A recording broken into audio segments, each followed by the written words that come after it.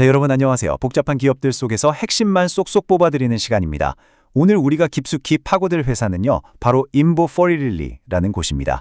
이름에서부터 느낌이 오시죠? 이 회사의 아이디어는 정말 기가 막힙니다. 누구나 부모가 될 수 있게 하자. 그것도 훨씬 저렴하게. 근데요, 이 혁신적인 꿈을 가진 회사가 지금은 글쎄요, 거의 생존을 걱정해야 할 처지입니다. 과연 이 회사가 난임치료 시장의 판도를 바꿀 게임 체인저가 될 수 있을지, 아니면 그냥 위험천만한 도박으로 끝나버릴지, 지금부터 그 아슬아슬한 이야기를 한번 시작해 보겠습니다. 자, 그럼 인보가 도대체 어떤 문제를 해결하겠다고 나선 건지 그 판부터 한번 들여다봐야겠죠. 이게 단순히 한 회사의 문제가 아니거든요. 전 세계 수많은 가정이 지금도 겪고 있는 정말 거대한 문제에 대한 이야기입니다. 모든 이야기는 바로 이 질문. 왜 아이를 갖는 게 이렇게 비싸야만 할까? 여기서부터 시작됩니다. 아이를 정말 간절히 원하는데 그 비용 때문에 시작도 못하고 좌절하는 분들이 생각보다 정말 많습니다. 이건 개인의 문제를 넘어서서 사회적인 문제라고까지 할 수 있죠. 인보라는 회사는 바로 이 거대하고 단단한 비용의 벽을 한번 깨부숴 보겠다고 아주 대담하게 시장에 뛰어든 겁니다. 자, 화면에 보이는 이 숫자 한번 보세요. 300억 달러. 와, 정말 어마어마하죠? 이게 2025년 전 세계 난임치료 시장 규모인데 우리 돈으로 환산하면 거의 40조 원입니다. 근데 더 놀라운 건 뭔지 아세요?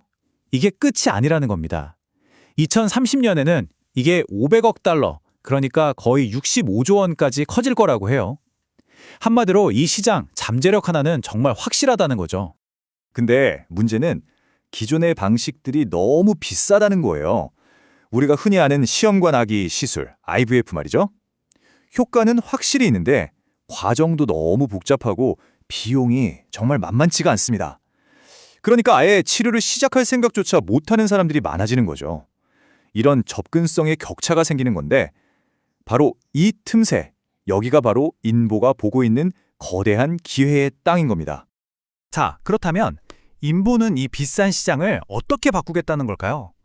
그 해답은 이 회사가 가진 아주 특별한 기술에 있습니다. 바로 이겁니다. 인보의 모든 것이라고 할 수 있는 인보셀. FDA 승인까지 받은 의료기기인데요. 이게 쓰는 기술이 진짜 기발해요. 질내 배양이라고 하는데 말이 좀 어렵죠? 쉽게 말해서 비싼 실험실 인큐베이터가 아니라 그냥 여성의 몸을 천연 인큐베이터로 쓰는 겁니다.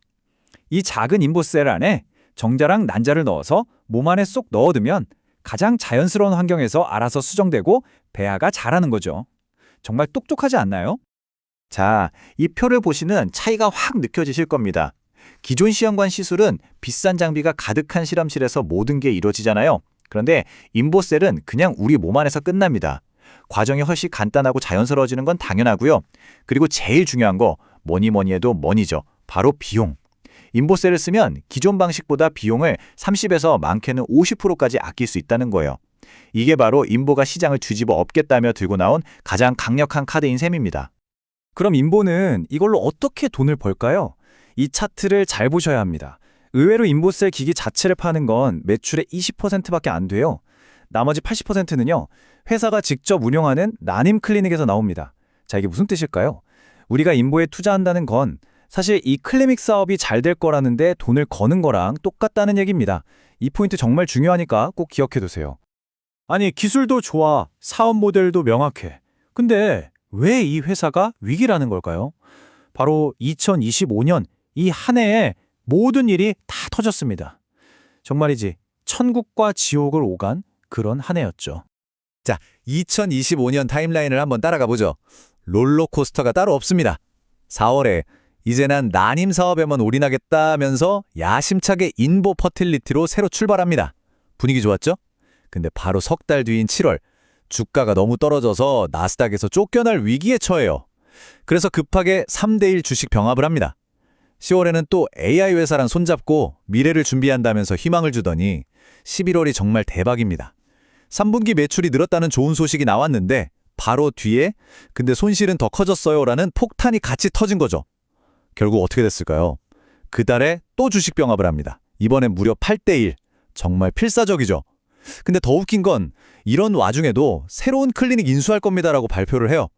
돈이 없어서 허덕이면서도 성장은 포기 못하겠다는 정말 아슬아슬한 줄타기를 하는 겁니다. 2025년에 재무제표가 이렇게까지 망가진 데에는 결정적인 한 방이 있었습니다. 바로 항암 사업부를 떼어내는 과정에서 생긴 손실인데요. 이게 현금이 나간 건 아닌데 회계상으로 무려 1,700만 달러, 우리 돈 220억 원이 넘는 손실이 1분기에 쾅 하고 찍힌 겁니다. 이러니 세무제표가 그냥 박살이 날 수밖에 없었죠. 자, 이제부터는 진짜 숫자를 보면서 인보가 얼마나 위험한 줄타기를 하고 있는지 한번 제대로 파헤쳐 보겠습니다. 이 숫자들 안에 성장과 파산이라는 극과 극의 드라마가 숨어 있거든요. 그래도 일단 좋은 소식부터 시작해보죠. 2025년 3분기 매출이 작년보다 23%나 늘었습니다.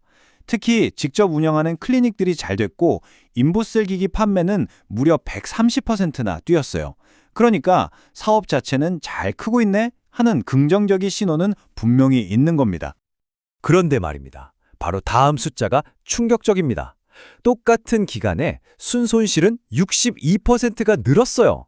이게 뭘 의미하겠어요? 버는 속도보다 돈 쓰는 속도가 아주 훨씬 빠르다는 얘기입니다. 성장을 위해서 돈을 막 쏟아붓고는 있는데 이게 아직 이익으로 연결이 안 되고 있다는 뼈아픈 현실인 거죠.